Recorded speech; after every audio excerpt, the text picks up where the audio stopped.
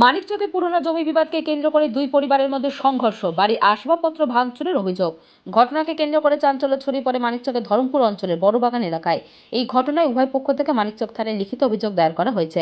পুরো ঘটনা তদন্ত শুরু করেছে পুলিশ। ঘটনা সম্পর্কে জানা গেছে, একই এলাকার বাসিন্দা মাজরুন বিবি এবং পারভিন খাতুনের পরিবারের লোকজনদের সাথে পুরনো জমি সংক্রান্ত বিষয় নিয়ে বিবাদ রয়েছে। এই বিবাদের জেরে মাজরুন বিবি বেশ কিছু লোকেদের নিয়ে পারভিন খাতুনের বাড়িতে হামলা চালায় বলে অভিযোগ। বাড়ির ভেতরের আসবাবপত্র, প্রয়োজনীয় জিনিসপত্র ভাঙচুরের অভিযোগ ওঠে। এই ঘটনার জেরে আহত হন পারভিন খাতুন বলে দাবি। অন্যদিকে মাজরুন বিবির অভিযোগ, সমস্ত ঘটনা ভিত্তিহীন, আমাদের কোনো লোকজন তাদের বাড়িতে হামলা চালায়নি। আরও অভিযোগ, পারভিন খাতুনের লোকজন তার ছেলে এবং পরিবারের লোকজনকে বেধড়ক মারধর করে। এই ঘটনার জেরে উভয় পক্ষ মানিকচক থানায় লিখিত অভিযোগ দায়ের করেছে।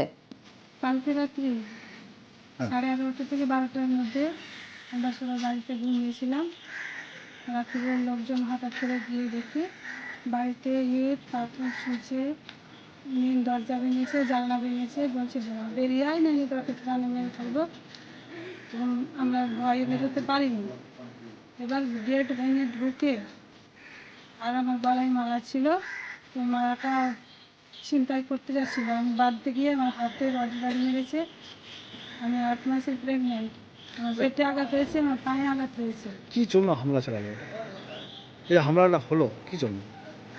হামলাটা হয়েছিল অন্য একটা হামলাটা কি জন্য চালালো? আমাদের সাথে কিছু হয়নি। আমি কিছুই বলতে পারবো না যে কি জন্য হামলা চালালো হঠাৎ করে। আমার সাথে ওর কিছুই ছিল না, দুশ্মনী এবং শত্রুতা কিছুই ছিল না। রাতে কোন দল পায়? বিটিএমসি। তা আপনার বাড়িতে কেন হামলা চালালো? আমি কিছুই বলতে পারবো না। আমার সাথে শত্রুতা বলে কিছু না। আমি তো জানি না যে আমার শত্রু আছে, কিন্তু হঠাৎ করে কেন করেছে সে জানে। কোনো এর মধ্যে কি কোনো রাজনৈতিক বিষয় আছে, কোনো রাজনৈতিক ব্যাপার আছে?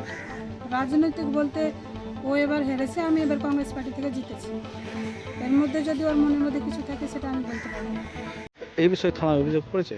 হ্যাঁ, করবো। ঠিক আছে, আপনার নাম? পারভিন খাতুন। এটা এই ধরমপুর অঞ্চল তৃণমূল কংগ্রেস প্রেসিডেন্ট।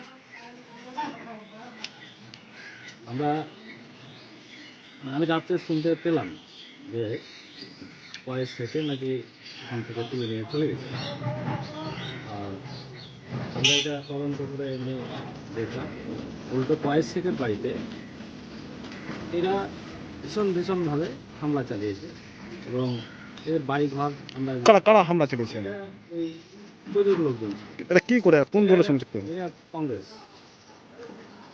এবার নতুন জিতেছে তো, আর এদের ব্যাকগ্রাউন্ড দেখবে। যাদের বাড়িতে হামলা চালালো এরা কোন দল করে? এরা টিএমসি করেছে। এদের ওখানে কোনো বংশগুলি নেই। আপনি যাবেন বাড়িতে, কোনো বংশগুলি নেই। এখানে ওরা আঁকাই আছে।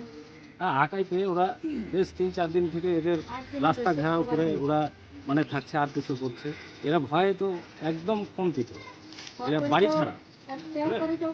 আমরা মানে এটাকে এই রাত্রে যে আমরা এটা শুনলাম, শুনে টুনে আমরা যেটা মানে দেখলাম, তাতে এরা ভীষণভাবে মানে অন্যায়টা করেছে।